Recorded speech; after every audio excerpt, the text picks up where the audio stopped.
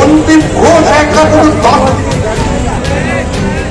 যে অঞ্চলে যত মহিলা আছেন এখানে আমাদের পতাকা নিয়ে যারা নির্বাচনে অংশগ্রহণ করেছিলেন পঞ্চায়েত,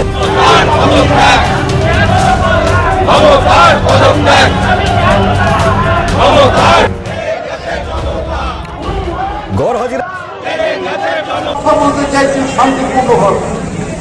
একজন ছাত্র প্রতিবাদ করেছে, এই সরকার তাকে গ্রেপ্তার করেছে, দেখি আবার সরকার আপনাদের টাকা নিয়ে সুপ্রিম কোর্টে গেছে, সুপ্রিম কোর্ট হাইকোর্টের নির্দেশকে বহাল রেখে আমাদের সুপ্রিম কোর্টের বিচার করে তার স্বভাব সিদ্ধভাবে ধর্ষকের পক্ষে তিনি বলে দিলেন এ ধর্ষণ নয়, মেয়েটার চরিত্র খারাপ, পয়সা নিয়ে তিনি এই কাজ করেন, তাই খরিদ্দারের পয়সা নিয়ে ঝামেলার জন্য এটা হয়েছে। আমি এক চুল যদি মিথ্যা বলি এর উত্তর তৃণমূলী বন্ধুদের আমি চাইব দিয়ে যাবেন। সেদিনকে সব সনল সন্দীপ ঘনিষ্ঠ বিরূপাক্ষকে, তবে বদলির অর্ডার ঘিরে বিতর্ক। বর্ধমান মেডিকেল কলেজ থেকে বদলি অর্ডার 13 মাস আগে হলেও সন্দীপ গ্রেপ্তারের পর তা লাগু করা হলো কেন? দেখুন, প্রশ্নটা বিরূপাক্ষ কিংবা কমলাক্ষর নয়। প্রশ্ন হলো তৃণমূল একটা ব্যবস্থা তৈরি করেছে, সেই ব্যবস্থাটা সম্পূর্ণ দখলদারের ব্যবস্থা, এবং এই মুহূর্তে যে পরিস্থিতি তারা তৈরি করেছে তাতে এটা মনে করার কোনো কারণ নেই সন্দীপ ঘোষ একা এই ঘটনার সঙ্গে যুক্ত। সন্দীপ ঘোষ একটা সিস্টেমের প্রোডাক্ট। সন্দীপ ঘোষ অনুমোদন ছাড়া, আশীর্বাদ ছাড়া, অনুপ্রেরণা ছাড়া কোনো কাজ করেনি।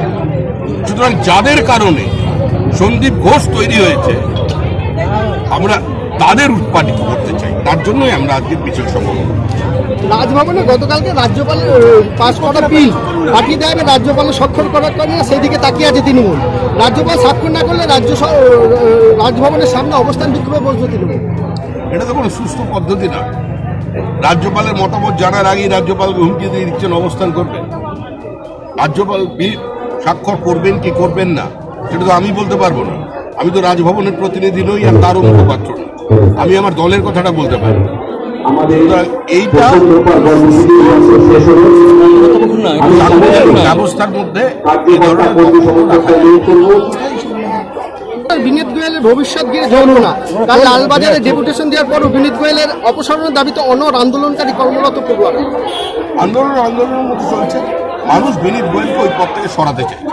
যিনি দায়িত্ব নিয়ে কামদুনি তদন্তে সেখানে প্রকৃত অপরাধীদের মুক্ত করে দিয়েছেন, তিনি যতদিন পুলিশ কমিশনার আছেন ততদিন এখানে পুলিশকে স্বতন্ত্রভাবে বা পুলিশের সামান্যতম নৈতিকতা ফিরিয়ে আনার মেরুদণ্ড সোজা করার বারবার কেন বেসুরো সুখেন্দু বিজেপিতে কি যাবেন? বারবার সুখেন্দু মানুষ প্রতিবাদ করলেই সে দল বদলাবে মনে করার কোনো কারণ নেই। সুখেন্দু শেখর রায় একজন অত্যন্ত দায়িত্বশীল রাজনৈতিক কর্মী। তার একটি নির্দিষ্ট পারিবারিক অতীত আছে। দীর্ঘদিন তিনি রাজনীতি করেছেন। প্রয়াত রাষ্ট্রপতি প্রণব মুখোপাধ্যায়ের অত্যন্ত ঘনিষ্ঠ ছিলেন, মানে পার্শ্বচর ছিলেন তিনি। তো সেখান থেকে তিনি তৃণমূল কংগ্রেসে এসছেন, তৃতীয়বারের সাংসদ। তার মতো একজন রাজনৈতিক ব্যক্তিত্ব একটা পোস্ট করার সঙ্গে সঙ্গে যদি নিতে হয় অন্য দলে চলে যাচ্ছে, এটা দুর্ভাগ্যজনক।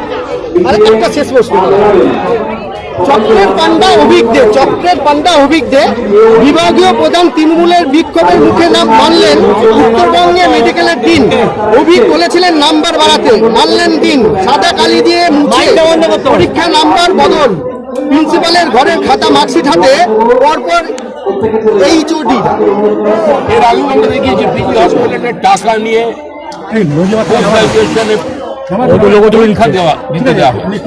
এর আগেও আমরা দেখেছি হেলথ বিসির উপস্থিতি একজন ইনভিজিলেটর। কোথাও অনুযায়ী তার ওখানে ইনভিজিলেটর থাকার কথা নয়। তিনি কোনো পোস্ট গ্রাজুয়েট ডক্টরই নন।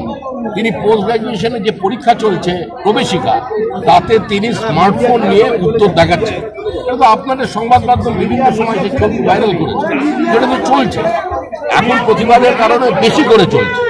এগুলো তো অস্বাভাবিক কোনো চিত্র নয়, নতুন কিছু নয়। এটাই ভাবেই তৃণমূল চালিয়েছে গত 12 বছর। তার বিরুদ্ধে আজকে প্রতিবাদ। আপনি বক্তব্য রাখতে গিয়ে বললেন হয় ইস্পাত নাহলে ইস্পাত, একদিকে বিজেপি একদিকে তৃণমূল, তাহলে মাঝখানে যারা রয়েছে তারা কি করবে? মাঝখানে তারা হচ্ছে তারা নিজের দল বেছে নেবে। যারা এখানে পশ্চিমবঙ্গে তৃণমূলের বিরোধিতা করে দিল্লিতে গিয়ে তৃণমূলের সঙ্গে একই মিছিলে হেঁটে ইডি সিবিআই এর বিরুদ্ধে বক্তব্য রাখেন, নরেন্দ্র মোদী পদত্যাগ চান, তাদের ঠিক করতে হবে বাংলার মানুষের সামনে দাঁড়িয়ে কতদিন মনোরঞ্জন করবেন। অধীর চৌধুরীকে সিদ্ধান্ত নিতে হবে বলে দিয়েছে। অধীর চৌধুরীর বক্তব্য কংগ্রেসের বক্তব্য নয়। আজকে সিপিআইএম এখানে বিরোধিতা করছেন তৃণমূল কংগ্রেসের, আর একই সঙ্গে পার্লামেন্টে গিয়ে তারা তৃণমূলের সঙ্গে ওয়াকআউট করছেন বিজেপির বিরুদ্ধে। এভাবে রাজনীতি দীর্ঘদিন চলে না। পশ্চিমবঙ্গে এই মুহূর্তে মানুষ তৃণমূল থেকে মুক্তি চায়, আর পশ্চিমবঙ্গের মানুষ বাইনারি। পৃথিবীর 3 ভাগ জল 1 ভাগ স্থল, তাই পানীয় জলের অভাব নেই। কিন্তু বিশুদ্ধ পানীয় জল একটাই, বৃষ্টি অ্যাকোয়া। প্রতি ফোঁটায় আনে তৃপ্তি, মেটায় তেষ্টা। বৃষ্টি অ্যাকোয়া, বিশুদ্ধ পানীয় জল।